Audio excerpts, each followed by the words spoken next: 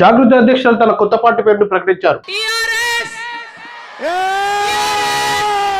TRS అంటే తెలంగాణ రాష్ట్ర సేన. అప్పుడు తెలంగాణ రాష్ట్ర సమితి ఉంటే దాన్ని ఇప్పుడు కొత్తగా కల్వకుంట్ల కవిత గారు తెలంగాణ రాష్ట్ర సేనగా తన కొత్త పార్టీని ప్రకటించుకున్నారు.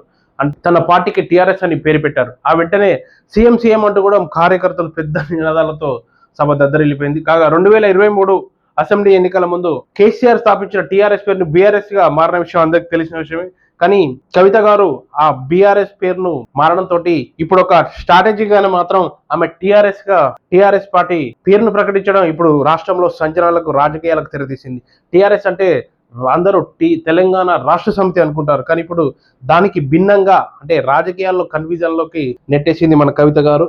టిఆర్ఎస్ తెలంగాణ రాష్ట్ర సేనగా ప్రకటించుకొని ఇప్పుడు రాష్ట్ర రాజకీయాల్లో సంచలనంగా మారింది. అలాగే ఆ టిఆర్ఎస్ జెండాలో రాష్ట్ర సేన ఆ జెండాలో మాత్రం పసుపు నీలి రంగుకు ప్రాధాన్యత ఇచ్చారు. అలాగే మన తెలంగాణ మ్యాప్లో టిఆర్ఎస్ అనే పదాలను తెలుపు రంగులో ముద్రించి తన పార్టీ జెండాను పార్టీ పేరును ప్రకటించారు. కానీ రాబోయే రోజులలో నేనే సీఎం అంటూ ప్రకటించుకున్నారు కల్వకుంట్ల కవిత.